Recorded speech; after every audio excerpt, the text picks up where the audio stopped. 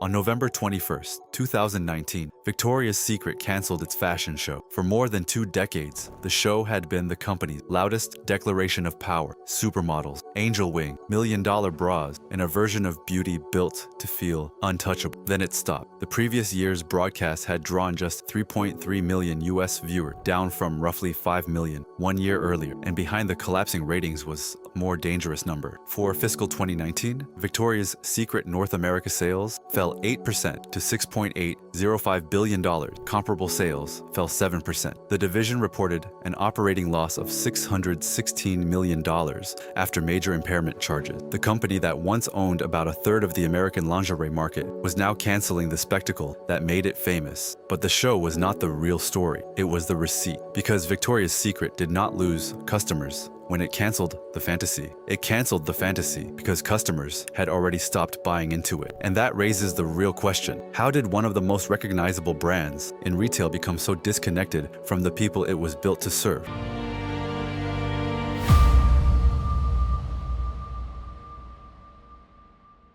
To understand the collapse, you have to understand how powerful Victoria's Secret used to be. In 1977, Roy Raymond opened the first Victoria's Secret store after finding department store lingerie shopping awkward and impersonal. He wanted to make lingerie feel elegant, curated, and less embarrassing to buy. 5 years later, in 1982, Les Wexner's The Limited bought the business for about $1 million. Wexner changed the model. Victoria's Secret stopped being a small, male-oriented boutique concept and became a national retail machine aimed squarely at women. Glamorous stores, glossy catalogs, recognizable product line, and a tightly controlled visual world. By 1986, it had 100 stores and about $100 million in sales. Then came the masterstroke. In 1995, Victoria's Secret staged its first fashion show. At the time, lingerie did not dominate primetime culture. The company turned it into entertainment. The runway became an advertising engine. The angels became celebrities. A bra became an event. By 2016, Victoria's Secret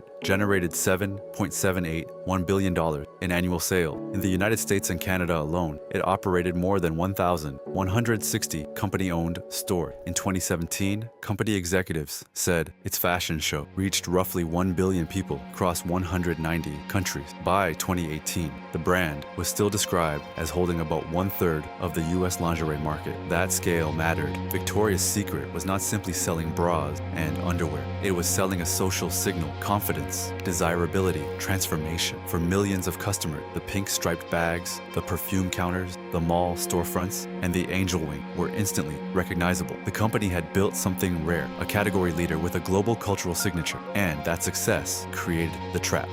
When a brand's identity works for long enough, leadership can start treating the identity as permanent.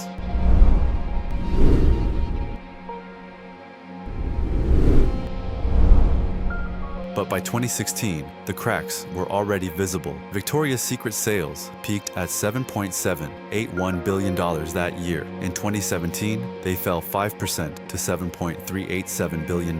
Comparable sales dropped 8%. The next year was worse. In 2018, Victoria's Secret comparable sales declined another 2%. Operating income fell from $932 million to $462 million, almost cut in half. The company itself pointed to major merchandise misses, more promotion, and lower margin. That is critical. This was not only a culture problem, it was a commercial problem. Customers were changing what they wanted from lingerie. They wanted comfort as well as glamour. They wanted more options. They wanted brands that seemed to understand different body types, different lives, and different definitions of confidence. At the same time, new competitors were built for this exact moment. Aerie centered its messaging on body positivity. ThirdLove used digital fit data and a direct-to-consumer model. Savage X Fenty made inclusivity part of the spectacle itself. Victoria's Secret still had enormous awareness, but awareness is not the same thing as relevance. Its store base was heavily concentrated in malls. Its marketing system was designed for broadcast, television, catalog, and top-down aspiration. Its image was highly polished, but increasingly narrow, and the numbers kept turning that gap into urgency. By the second quarter of 2019, Victoria's Secret sales fell 7% year over year to $1.606 billion. Comparable sales fell 6%. Company filings said lower store traffic traffic and lower average selling prices were both dragging results down. The warning was no longer abstract. The brand was losing traffic. It was discounting more, and discounting was hurting margin. Leadership knew they had to do something. The question was whether they would redesign the brand or simply protect the version that had made them successful.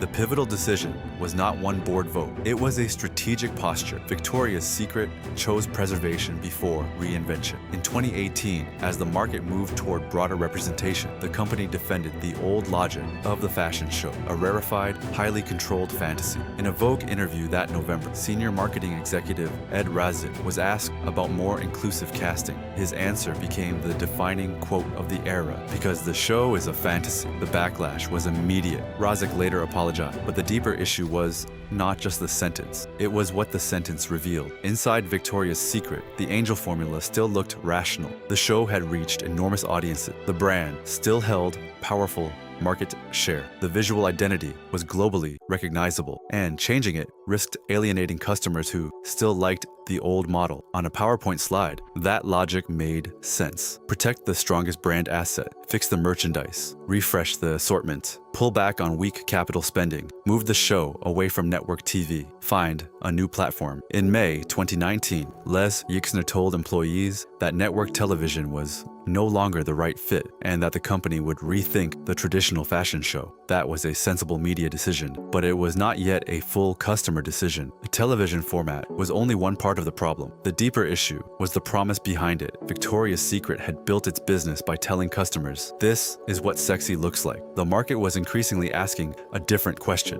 Can this brand understand what sexy feels like for me? Those are not the same proposition. One is performance. The other is participation. The company moved cautiously because it had so much legacy equity to protect, but that caution created a timing problem. It adjusted the channel before it fully adjusted the identity. And in consumer brands, a late response can look less like evolution and more like retreat. The brand was losing traffic. It was discounting more, and discounting was hurting margins. Leadership knew they had to do something. The question was whether they would redesign the brand or simply protect the version that had made them successful.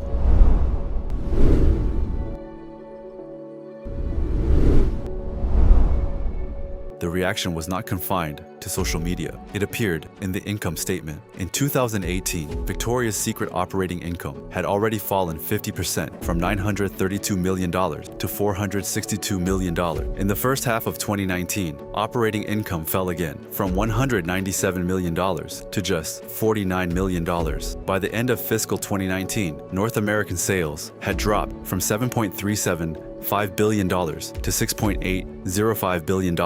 That is roughly $570 million in revenue gone in 1 year. Comparable sales fell 7%, and the reported operating loss reached $616.1 million, including $730.7 million in non-cash impairment charges tied largely to the value of the Victoria's Secret business and related assets. That impairment was more than an accounting event. It was a formal admission that the business was expected to generate less future value than management had once believed. Meanwhile, the brand's old marketing engine was losing force. The 2018 fashion show reached 3.3 million US viewers, down from about 5 million in 2017 and 6.7 million in 2016. For a company built on spectacle, that mattered. The show was supposed to create aspiration. Instead, it became evidence that aspiration was no longer converting the way it once had. On November 21st, 2019, L Brands confirmed that the 2019 show would not happen. The company said it needed to evolve Victoria's Secret marketing and focus on merchandise that resonated with customers. That language was revealing. Not grow the audience, not make the show bigger, resonate with customers. The company had finally identified the central issue, but the cost of waiting was enormous. What was meant to preserve an iconic brand had slowly made the brand feel less accessible. What was meant to protect exclusivity began to signal exclusion. What was meant to maintain desire weakened trust. And when trust erodes in a consumer brand, customers do not need to protest. They just choose another store.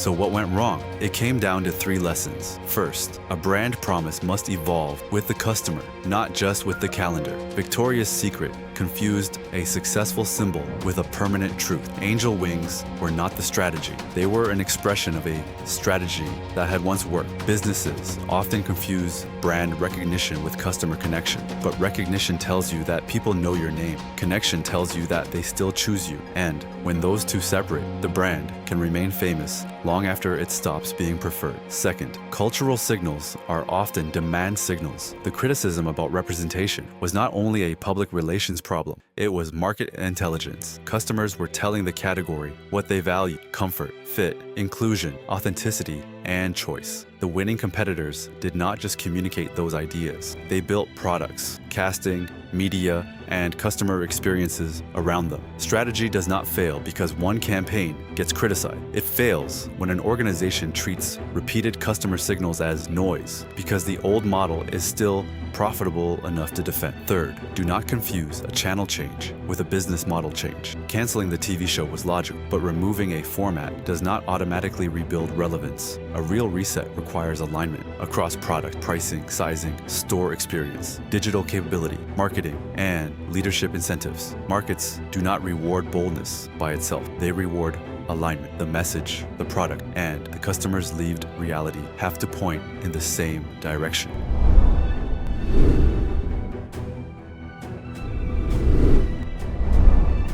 On November 21st, 2019, the cancellation of the Victoria's Secret fashion show looked like the end of an era, but it was really the moment a brand was forced to confront a harder truth. The fantasy was never the problem. The problem was believing the fantasy could substitute for relevance. In the end, the real cost was not $730 million in write-down. It was the loss of customer momentum. A brand can sell a fantasy for decades, but customers only stay when they can see themselves inside it.